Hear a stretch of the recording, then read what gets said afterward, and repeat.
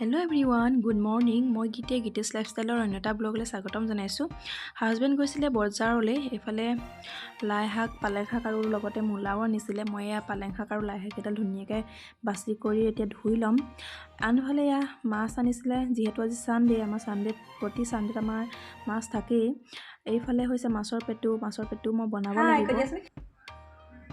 হাই কোৱা, হাই এনেকৈ কোৱা, এইফালে কোৱা হাই, হাতে দিয়া হাই। কি খবৰ? ভাল কোৱা। আচ্ছা মই গা ধুমগৈ কোৱা, গা ধুম কোৱা। এই আচ্ছা মই গা ধুম কোৱা। এইফালে ৰিধিমানাক ধুনীয়াকৈ গা পা ধুৱাই কৰি শুৱাই দিলোঁ। এতিয়া যাওঁ মই ভাত বনাবলৈ। এয়া পালেং শাক, মচুৰ দালি, আলুৰ সৈতে মাছৰ জোল বনাম। এতিয়া মই পালেং শাক আৰু মচুৰ দালিখিনি ধুনীয়াকৈ ভাজি লৈছোঁ। এইফালে ভাতৰ সৈতে মাছৰ পেটু বনাইছোঁ।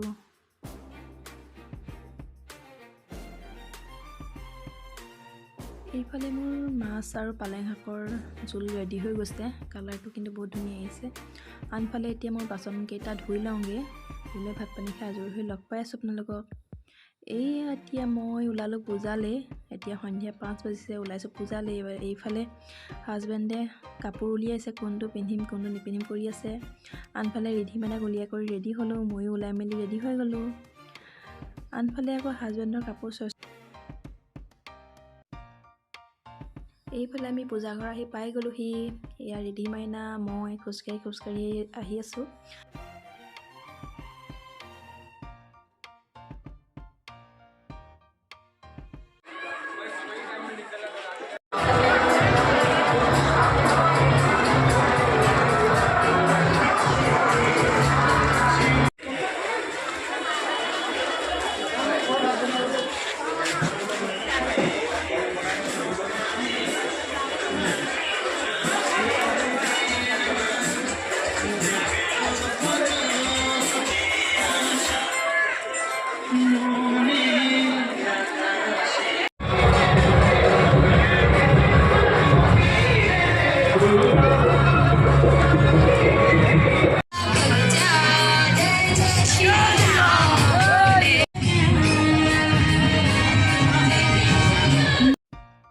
এইফালে আমি পূজা চাই কৰি আহিলোঁ। এইফালে ৰিধিমাইনা টোপনি গ'ল। আমি এতিয়া খাবলৈ সোমাইছোঁ দৈয়াঙত। কি পাওঁ নাজানো, কিবা এটা খাম আৰু।